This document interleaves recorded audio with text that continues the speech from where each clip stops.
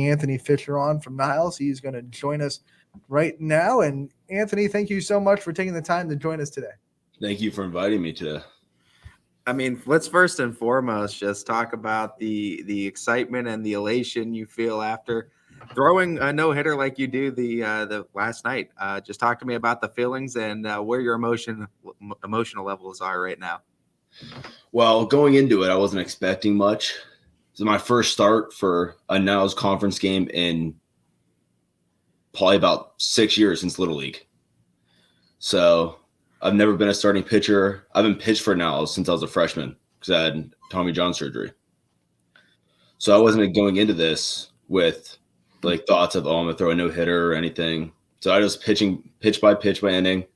And then I look in the 7th inning, I see no hits, and it was an unbelievable feeling at the end of the game. You got to talk about going through this. I mean, you had Tommy John surgery, like you said. You're working through it. You know, you're not a starting pitcher, but they asked you to start last night against Struthers. It's an important NE8 game. What was going through your mind even before the no-hitter, just trying to get in a routine and trying to give your team the best chance to win last night? Yeah, well, I was warming up in the bullpen. I was feeling good. Once I got through the first few batters, got in that groove, I was able to smooth sail. And obviously having the support from my teammates and all that, with the confidence, knowing they're behind me if they get a hit, it's a great feeling to have, knowing that I have that defense behind me. And let's talk about the fact that this wasn't like one of those no-hitters where you guys were up 10-0 and it was kind of smooth sailing on that. This was a close ball game and a win was questionable. You score the run too ahead of shutting it down. What goes through your mind, I guess, when you score that run and you're knowing now I'm going into this next half of the inning having to shut down 3 outs away, no hitter complete? Yeah, like as soon as I see that hit, I know I'm scoring. So going into that next half inning, I'm like, I'm at the peak right now. There's no one that could stop me from doing what I can do. No one could stop me.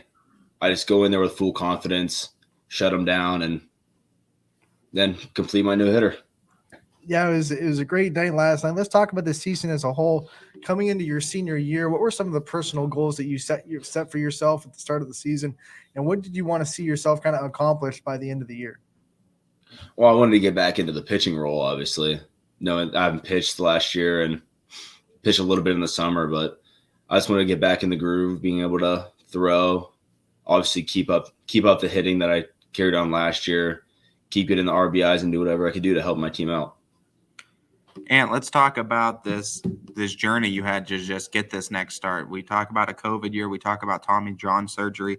Talk about all the work and effort that you had to put in to get back out there on the mound. And what is some advice to anyone that might be going through this or might have to go through this in the future? What's some advice that you can give them to get through it and get back out there? Just take it slow is the best. If you try to go quick and try to rush everything, you're going to end up hurting more than before. You're going to end up hurting your shoulder. If you feel the pain, slow it down. Take the time that you need. Go to someone who knows what they're doing. Like I went to Jason Stanford, who went through it, and I was with him for about a year going through it. He started me from just barely starting to throw a ball to getting me into a bullpen and throwing live sessions. So how much do you think going through all that helped you become a leader to this team, a senior leader, and an emotional leader to the young guys on this baseball team?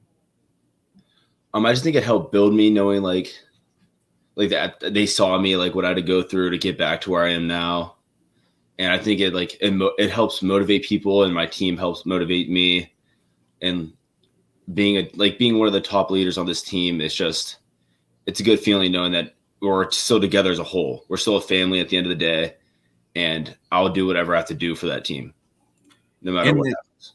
In this journey, who are some of those people you look to help kind of motivate you when you had those days where they weren't as good as the others, or you had those down days?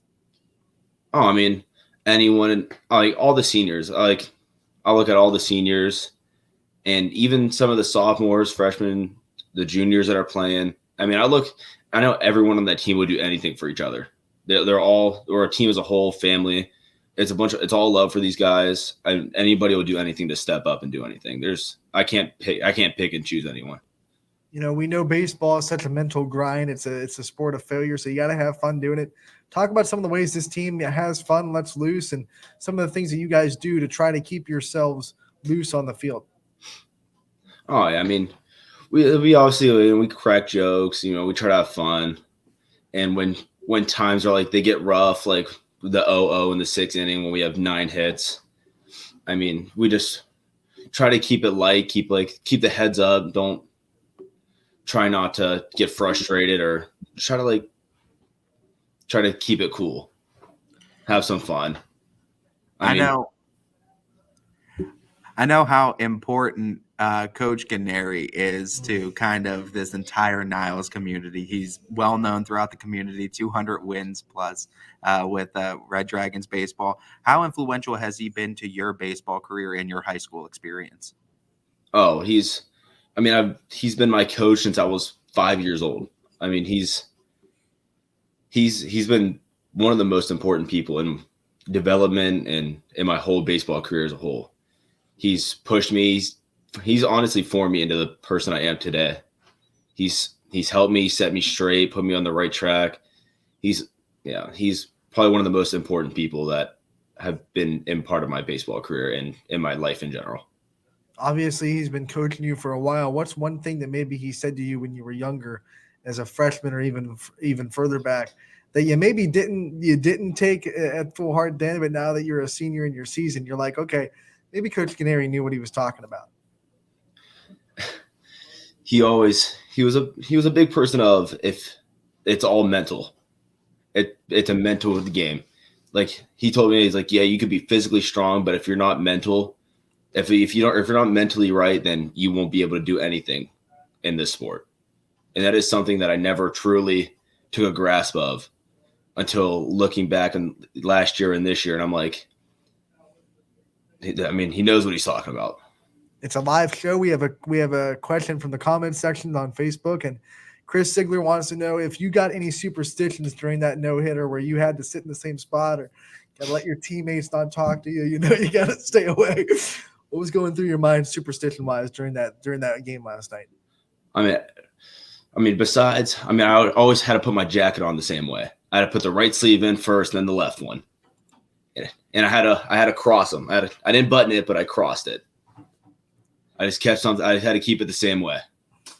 Keep a rhythm up too to get to close out the no hitter for sure. I mean that's definitely a moment that's going to go in the senior scrapbook. Now it's going to be in the memory book for high school. What are some other things that you're looking to accomplish in your senior year? Maybe not just athletically, but academically before you close out your high school career. I mean, I just want to keep in touch with all of the bonds with all my teammates and stuff. Keep up the grades through college.